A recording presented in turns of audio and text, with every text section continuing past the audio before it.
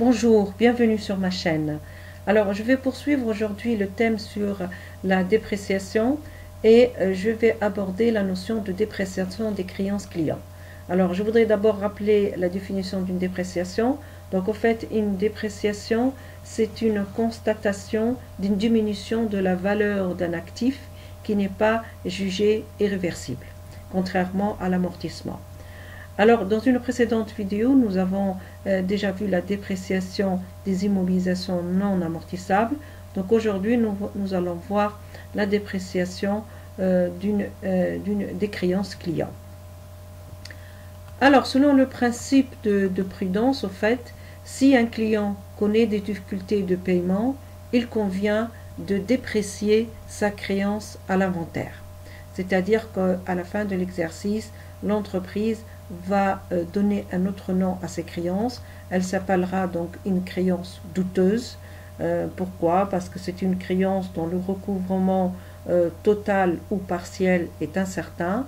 Et de point de vue comptable, on transfère la créance douteuse pour son montant TTC au débit du compte 416, client douteux ou client litigieux. Donc, du compte client, on passe au compte du compte client 411, on passe au compte 416, client douteux ou litigieux. Alors maintenant, si la créance est irrécouvrable, alors qu'est-ce que ça veut dire une créance irrécouvrable? C'est une créance, au fait, dont le non-recouvrement est certain, du fait de l'insolvabilité du client. C'est-à-dire que le client n'arrive plus à payer ses créances, il a des difficultés financières et donc il peut être considéré comme insolvable. Alors dans ce cas-là, on l'enregistre, donc on enregistre le montant de cette créance au début du compte 654 pertes pour créance irrécouvrable, c'est-à-dire que l'entreprise, elle va tout simplement perdre cette créance pour son montant hors taxe et elle doit récupérer la TVA collectée. Donc dans ce cas-là, elle doit annuler le compte 44 571. Alors ensuite, s'il existait une provision sur cette créance, elle devient sans objet et doit être reprise. Alors nous allons voir un exemple pour mieux comprendre ce calcul. Donc on va prendre le cas d'une société qui s'appelle Société Dinus, qui a recensé au 3112N les créances dont le recouvrement est compromis, c'est-à-dire qu'elle est face à une procédure judiciaire en cours, et les créances de recouvrement dont la procédure est achevée. Donc, au fait, quand on a à s'occuper des créances clients, on utilise ce qu'on appelle un tableau des créances douteuses. Alors, dans ce tableau, on retrouve au fait les différents clients qui sont concernés, ensuite la date de leur non-paiement, les créances douteuses pour l'année en cours, avec leur montant TTC et hors taxe, la perte probable, c'est-à-dire les pourcentages auxquels l'entreprise s'attend à une perte de sa créance, s'il existe une dépréciation des années précédentes, ensuite les ajustements, c'est-à-dire l'entreprise elle va calculer soit une dotation supplémentaire, soit une baisse de sa dotation par une reprise. Et le cas des clients insolvables où l'entreprise doit enregistrer une perte hors taxe. Alors, commençons par le client Hébert. Donc, le client Hébert ici, il a une créance de 2000 € hors taxe. L'entreprise attend une perte probable de 30%.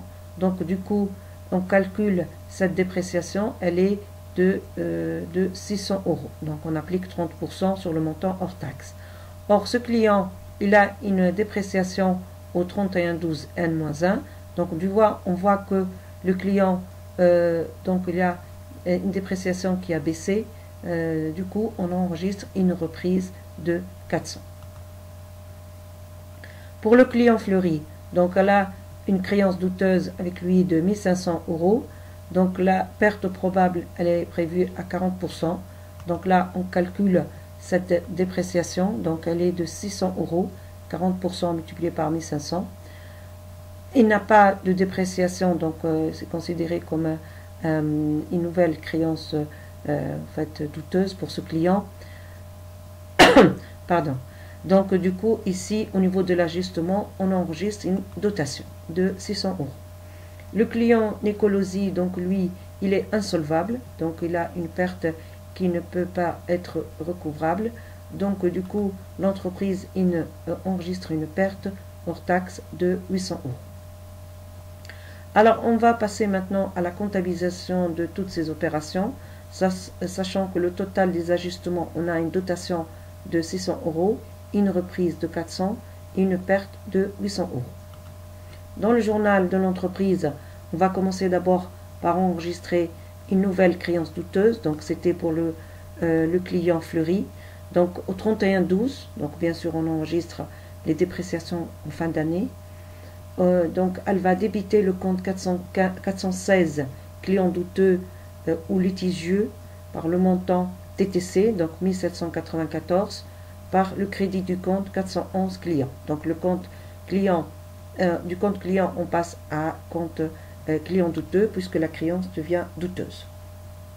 Ensuite, par rapport à ce client, on a calculé une dotation. Donc la dotation entraîne donc un enregistrement au 31/12, donc 681 dotation de dépréciation de créance qui donc était de 600 euros par le crédit du compte de dépréciation où on intercale un 9 en deuxième position, dépréciation du compte client donc du 600 euros. Alors le calcul, il s'agit de revoir le tableau. Alors la diminution des dépréciations, donc ça concerne le deuxième client, donc du coup on a une reprise par rapport à sa dépréciation. Donc là, on débite le compte 491 du montant de 400 euros et on crédite un compte de reprise 780 euros du même montant. Pour les créances irrécouvrables, donc l'entreprise ici va enregistrer la perte et il va récupérer la TVA. Donc du coup, on débite le compte 654 perte sur créances irrécouvrables d'un montant de 800 euros. Ensuite, on a une TVA collectée qu'elle va récupérer. Donc, on débite le compte 44 571 par le montant de la TVA, 156,80. Et le compte client donc n'existe plus puisque l'entreprise ne va plus pouvoir récupérer sa créance. Donc, elle solde le compte client avec le montant TTC. Annulation de la créance sur l'écologie. Voilà. Donc là, on arrive à la fin de cette vidéo. Merci de votre attention. Vous pouvez trouver l'énoncé de cette application dans la barre d'infos. Au revoir, à bientôt.